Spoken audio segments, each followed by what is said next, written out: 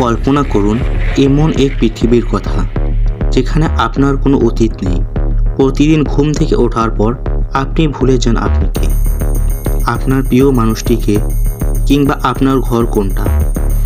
এই স্মৃতিহীন শহরের এক অন্ধকার গলিতে আরিয়ানের দোকান। সে একজন স্মৃতি বণিক। সে মানুষের হারিয়ে যাওয়া স্মৃতি কাচের জারে বন্দি করে বিক্রি করে। কিন্তু একদিন আরিয়ানের হাতে আসে এমন একটি রহস্যময় জার, যার ভেতর থেকে বেরিয়ে আসা নীল ধোঁয়া পাল্টে দেয় সব সমীকরণ। নিজের দোকানে সে আক্রান্ত হয় ভয়ঙ্কর ছায়া শিকারীদের দ্বারা। প্রাণ বাঁচাতে আরিয়ান যখন এক অদ্ভুত সময়ের ফাটল দিয়ে ঝাঁপ দেয়, সে গিয়ে পৌঁছে এমন এক অতীতে যা তার চেনা কোনো পৃথিবীর অংশ নয়। সেখানে একটি ছোট মেয়ে তার অপেক্ষায় বসে আছে, যে তাকে বাবা বলে ডাকছে। কে এই মেয়েটি? কেন পুরো শহরের স্মৃতি মুছে ফেলা হয়েছে? আর আরিয়ানের চোখের মণি কেন নীল হয়ে উঠছে? সব রহস্যের উত্তর জানতে ভিডিওটি শেষ পর্যন্ত দেখুন।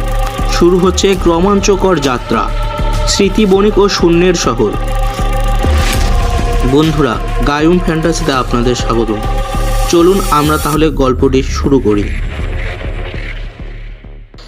স্মৃতি বণিক ও শূন্যের শহর। ভবিষ্যতের এক পৃথিবীতে মানুষের কাছে আর কোনো ব্যক্তিগত স্মৃতি নেই। এক রহস্যময় মহাজাগতিক ঘটনার পর থেকে মানুষ যা দেখে বা অনুভব করে তা 24 ঘন্টা পর মন থেকে মুছে যায়। তবে কিছু মানুষ আছে যাদের বলা হয় স্মৃতি সংগ্রাহক। তারা অন্যদের স্মৃতি কাচের জারে বন্দি করে বিক্রি করতে পারে। প্রধান চরিত্র আরিয়ান, একজন স্মৃতি বণিক যে একদিন এমন একটি স্মৃতি খুঁজে পায় যা তার নিজের নয়, অথচ সে নিজেকে দেখতে পায়। অধ্যায় 1, কাচের জার ও একটি নীল আলো। ঢাকার রাস্তায় এখন আর জ্যাম নেই, কারণ মানুষের গন্তব্য মনে থাকে না। আরিয়ান তার দোকানের কাউন্টারে বসে ধুলো জমা একটি কাচের জারের দিকে তাকিয়েছিল। জারের ভিতর হালকা নীল রঙের একটি ধোঁয়া আছে। এটা একজন বৃদ্ধার শেষ বিকেলের স্মৃতি। এটার দাম কত? কক্রোশ কণ্ঠস্বরে আরিয়ানের ধ্যান ভাঙল। সামনে দাঁড়িয়ে একটা লম্বা লোক, চোখে কালো চশমা। আরিয়ান জারের গায়ে আঙ্গুল বুলিয়ে বলল, এটা বিক্রি হবে না, এটা সংরক্ষিত। স্মৃতি আবার সংরক্ষিত হয় নাকি? স্মৃতি তো ভোগ করার জিনিস। লোকটা তাচ্ছিল্যে হাসি হাসল। আরিয়ান কিছু বলল না। সে জানে এই শহরে মানুষ বেঁচে থাকার চেয়ে অন্যের স্মৃতি ধার করে বাঁচতে বেশি পছন্দ করে। কেউ হয়তো একবার সমুদ্র দেখার স্মৃতি কিনছে, কেউ আবার মার হাতের রান্নার স্বাদ মনে করার জন্য চড়া দাম দিচ্ছে। কিন্তু আরিয়ানের কাছে আজ সকালে একটি অদ্ভুত জার এসেছে। সেই জার কোনো দৃশ্য নয়, শুধু একটি শব্দ শোনা যায়, অপেক্ষা। রাত গভীর হলে আরিয়ান দোকানের সব আলো নিভিয়ে দিল। সে পকেট থেকে সেই ছোট্ট জারটি বের করলো। ঢাকনাটা সামান্য খুলতেই পুরো ঘর একটি অদ্ভুত মায়াবী আলোয় ভরে গেল। আরিয়ান চোখ বন্ধ করল। হঠাৎ সে দেখতে পেল এক বিশাল লাইব্রেরি, সে যেখানে বইয়ের বদলে থরে থরে সাজানো মানুষের কান্নার শব্দ। আর সেই লাইব্রেরি শেষ মাথায় সে নিজে দাঁড়িয়ে আছে, কিন্তু তার বয়স বর্তমানের চেয়ে অনেক বেশি। বৃদ্ধ আরিয়ান তার দিকে তাকিয়ে ফিসফিস করে বলল, তুমি দেরি করে ফেলেছ। ঝনঝন করে জারটা হাত থেকে পড়ে ভেঙে গেল। আরিয়ান দেখল মেঝের নীল ধোঁয়াগুলো তার শরীরের ভেতর ঢুকে যাচ্ছে। তার মনে হলো গত 20 বছরের সব হারিয়ে যাওয়া স্মৃতি এক নিমেষে তার মস্তিষ্কে আছড়ে পড়ছে। সে যন্ত্রণায় চিৎকার করতে চাইল, কিন্তু গলা দিয়ে কোনো শব্দ বের হলো না। সে বুঝতে পারল এই শহরটা যতটা শূন্য মনে হয় আসলে ততটা নয়। এখানে প্রতিটা দেয়ালের আড়ালে হাজার বছরের ইতিহাস লুকিয়ে রাখা হয়েছে। আর আজ থেকে সে আর কেবল বিক্রেতা নয়, সে নিজেই একটা জ্যান্ত লাইব্রেরি। অধ্যায় 2 ফাটল ও ছায়া শিকারী। ভেঙে যাওয়া কাচের টুকরোগুলো মেঝের উপর পড়ে আছে, কিন্তু অদ্ভুত ব্যাপার হলো সেগুলো থেকে আর কোনো শব্দ আসছে না।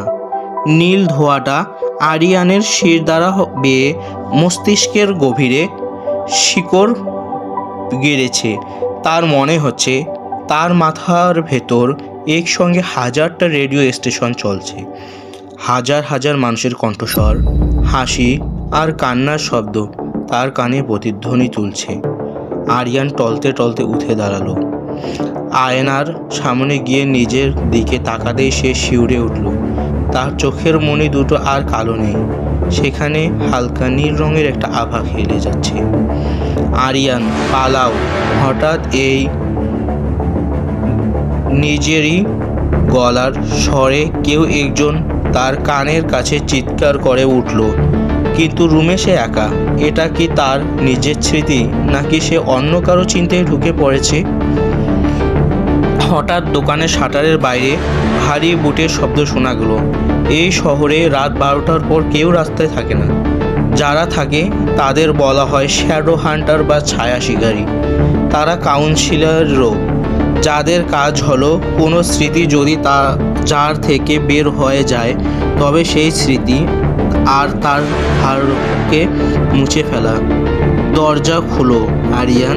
বাইরে থেকে একটা যান্ত্রিক কণ্ঠ ভেসে এলো। আরিয়ান জানে দরজা খুললেই তার অস্তিত্ব শেষ। সে পেছনের সরু গলি দিয়ে বের হওয়ার পথ খুঁজছিল, কিন্তু তখনই সে এক অদ্ভুত দৃশ্য দেখল। তার দোকানের দেওয়ালগুলো যেন ধীরে ধীরে স্বচ্ছ হয়ে যাচ্ছে। সে দেখতে পাচ্ছে দেয়ালের ওপাশে 20 বছর আগের ঢাকা শহর। সেখানে রিক্সা চলছে, মানুষ হাসাহাসি করছে। বর্তমানের এই ধূসর মরা শহরটা কোনো চিহ্ন সেখানে নেই। এটা কি দেখছি আমি? সে অস্পষ্ট স্বরে বলল। সে বুঝতে পারল নীল ধোঁয়াটা তাকে শুধু স্মৃতি দিচ্ছে না, তাকে সময়ের ফাটল দেখার ক্ষমতা দিচ্ছে। সে দেয়ালে হাত রাখল। দেয়ালটা পাথরের মতো শক্ত নয়, বরং পানির মতো নরম হয়ে মনে হলো। সে তার হাতটা দেয়ালের ভেতর ঢুকিয়ে দিল। ঠিক সেই মুহূর্তে দোকানের সামনের শাটারটা প্রচণ্ড শব্দে ভেঙে পড়ল। কালো পোশাকে ঢাকা 3 জন শিকারী ঢুকে পড়ল। তাদের হাতে থাকা লেজার গানগুলো আরিয়ানের দিকে তাক করা। স্মৃতিটা কোথায়? শিকারীরা একজন যান্ত্রিক স্বরে প্রশ্ন করল। যে যারটা আজ সকালে এসেছে সেটা দাও। আরিয়ান পেছনে ফিরল না। সে দেখল শিকারীদের একজন ট্রিগার চাপছে। 1 সেকেন্ডের ভগ্নাংশ সময় মাত্র। সে চোখ বন্ধ করে সেই স্বচ্ছ দেয়ালটার ওপারে ঝাঁপ দিল। বাতাসে পোড়া বারুদের গন্ধ নয়, বরং ভেজা মাটির আর বকুল ফুলের গন্ধ নাকে এলো তার। আরিয়ান চোখ খুলে দেখল সে তার দোকানের পেছনে সেই নোংরা গলিতে নেই। সে দাঁড়িয়ে আছে একটা বিশাল বাগানের মাঝখানে। সে সামনে একটা ছোট মেয়ে বসে আছে, যে আপন মনে মাটি দিয়ে ঘর বানাচ্ছে। মেয়েটা মুখ খুলে তাকালো। তার চোখে এমনও ভয় নেই। সে হাসলো আর বলল, তুমি আসতে অনেক দেরি করে ফেললে বাবা। আরিয়ানের বুকটা ধক করে উঠল। তার মনে পড়ল তার কোনো সন্তান ছিল না। অন্তত আজ সকাল পর্যন্ত তার স্মৃতিতে তেমন কিছু ছিল না। তাহলে এই মেয়েটিকে, আর সে তাকে বাবা কেন ডাকছে? বন্ধুরা, গল্পের বাকি অংশ দেখতে আমাদের চ্যানেলের সাথেই থাকুন এবং আমাদের চ্যানেলটি সাবস্ক্রাইব করুন, কাইয়ুম ফ্যান্টাসি। এবং ভিডিওটি ভালো লাগলে অবশ্যই লাইক করবেন এবং কমেন্টের মাধ্যমে আপনাদের মতামত জানান।